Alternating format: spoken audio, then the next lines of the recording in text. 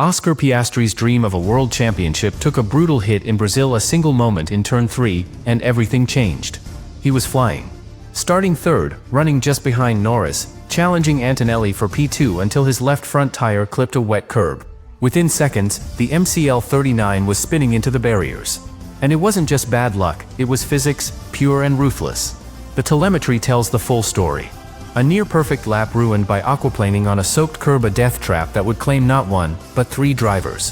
Piastri, once 1 point behind Norris, now finds himself trailing by 9, and possibly watching the title slip away.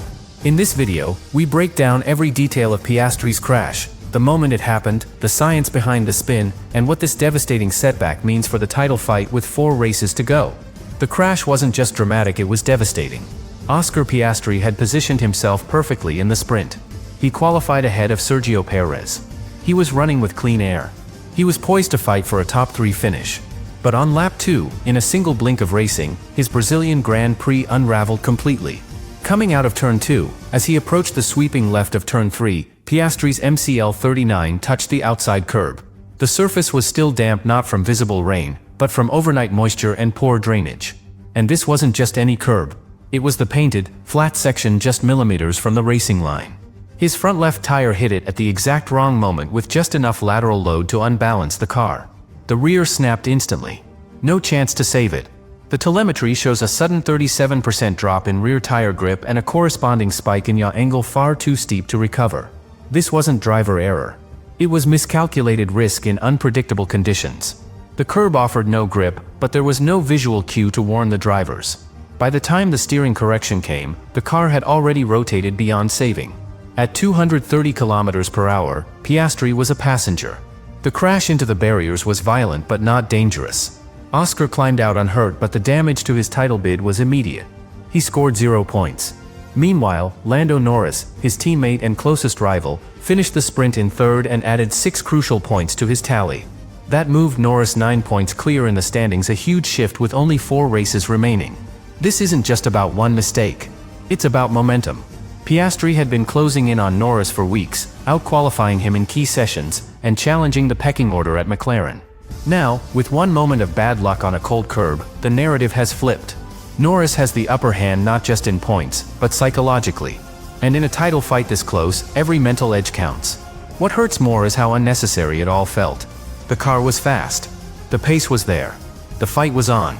But in modern Formula 1, a single curb can destroy an entire weekend, especially in a sprint format where there's no recovery window. For Oscar Piastri, Brazil 2025 became the reminder that talent alone is not enough. Sometimes, it's the track that decides. Oscar Piastri's crash wasn't just a result of surface moisture, it was the end product of a car pushed to its edge by setup choices that prioritized raw pace over forgiveness. McLaren entered the Brazil sprint with one objective: attack. The MCL39 had been one of the quickest cars in dry conditions, and both drivers Piastri and Norris were dialed in during sprint qualifying. But that same confidence may have pushed the car outside of its safe operating window. Telemetry data after the crash showed Piastri's car was running an ultra-low ride height with minimal rear suspension compliance. That's a setup that gives you phenomenal aerodynamic grip if the surface is stable. But Interlagos is anything but. The high-frequency bumps in Sector 1, especially under the trees where the track stays damp longer, turned that aggressive setup into a liability. The car was riding the edge of contact, and once it hit the curb it lost all communication with the tarmac. What's more revealing is that Piastri was the only top 4 driver to crash in that exact spot. Why? Because his line was fractionally wider. The data shows a steering trace just 3 degrees shallower than Norris through turn 3. That tiny detail meant his trajectory overlapped with the most worn part of the outside curb. And combined with the low rear ride height, it left him exposed to the worst kind of lost snap oversteer with no warning. It's also a product of the sprint format. Under normal race weekend conditions, Piastri and McLaren would have had 2 more practice sessions to fine-tune curb response and ride stiffness. But with just 1 hour of FP1, they gambled. They set up the car for a dry and fast race. That gamble failed the moment moisture stayed longer than expected through Sector 1. There was no room to adjust. No way to recover. To be clear, Oscar didn't overdrive. He didn't make a desperate move. He was executing the line he and the team had optimized in simulation. But the conditions changed just enough to turn that line from optimal to lethal. That's the razor-thin edge modern Formula 1 now operates on, especially in sprint weekends. Drivers aren't just managing rivals, they're managing engineering constraints with almost no margin. McLaren knows it. The post-session debrief confirmed the setup was too tight for the damp conditions. They took responsibility. But it doesn't undo the outcome. Piastri lost a critical sprint, a potential podium, and 9 points in the title fight. All from a setup that was fast but unforgiving. In Brazil, that trade-off proved too costly. The crash in Brazil was more than just a lost opportunity, it marked a shift in the title momentum. Oscar Piastri entered the sprint weekend just 1 point behind his teammate Lando Norris.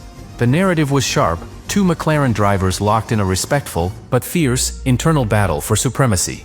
But that storyline fractured the moment the rear of Piastri's MCL 39 snapped and slammed into the Interlagos barriers. It wasn't just bodywork that broke. It was the rhythm of a championship pursuit. The consequence is immediate and measurable. Norris left the sprint with a 9-point lead in the standings. That gap, while not insurmountable, forces Piastri into reactive mode. He can no longer afford to shadow Lando and wait for chances. From this point forward, Oscar must take risks in strategy, in tire choices, and potentially in on-track aggression. The fight is still alive, but it has changed shape. Brazil was a line in the sand. What's more dangerous is the psychological ripple effect. Piastri had been the more consistent qualifier in recent rounds. His trajectory was upward. His composure, praised.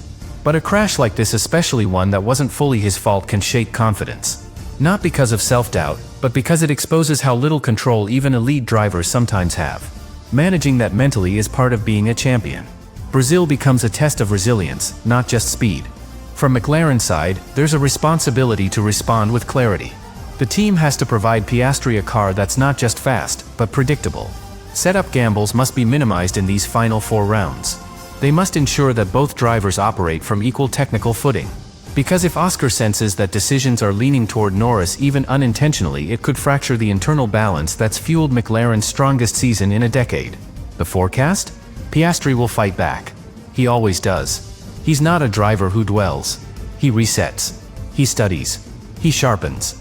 With Qatar, Vegas, and Abu Dhabi still on the calendar, there are tracks that reward sharp inputs, late braking, and confidence under pressure, all of which play into Oscar's driving DNA. If McLaren gives him stability, he will deliver. But Brazil was a lesson in how quickly a title dream can skid off track if the margins aren't respected. In the end, the Brazil crash wasn't a weakness in Oscar Piastri. It was a weakness in the system around him. A cold curb, a tight setup, and a format that punishes precision. That's what ended his sprint. But it didn't end his season. With 4 races left, the fight is far from over. The question now isn't whether Oscar can bounce back. It's whether the world is ready when he does. Oscar Piastri was flying. Brazil's sprint weekend had just begun, and McLaren looked ready to lock out the front row. Piastri had outqualified Perez. He started from 3rd. His telemetry showed peak grip across the opening sector. He was calm, aggressive, in control. In fact, in those first 2 laps, he was even faster than Norris through the high-speed lefts of Sector 2. And then it all vanished. Turn 3. A curb. A flash of moisture. And everything went sideways. The moment his front left tire touched the outer edge of the damp white paint, grip disappeared. It wasn't a lockup. It wasn't driver error. It was aquaplaning, brutal, instantaneous, and unrecoverable. The car snapped left, then violently back to the right, rotating across the track at 230 km/h. The rear end stepped out with such force that the floor bottomed out. Within seconds, Piastri was in the barriers. That single moment rewrote the championship. Before Brazil, Oscar trailed Norris by just 1 point in the standings. 1 point. The two McLaren drivers were in a dead heat, evenly matched, pushing each other to their limits. But after the crash, Norris walked away with 6 sprint points. Piastri, none. The gap now? 9 points. And with only 4 Grands Prix left on the calendar, the psychological shift is massive. But this wasn't a rookie mistake. This wasn't a kid overdriving. Piastri was executing a line the team had agreed upon in simulation.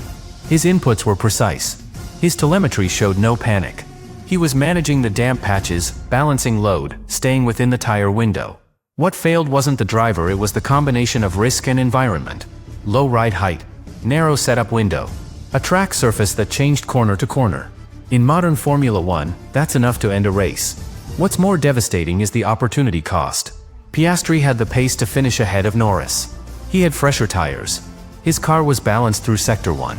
And given the degradation levels seen later in the sprint, his strategy could have led to a podium.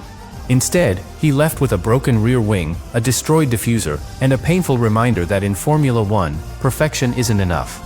You also need luck, and on Saturday, Brazil gave him none.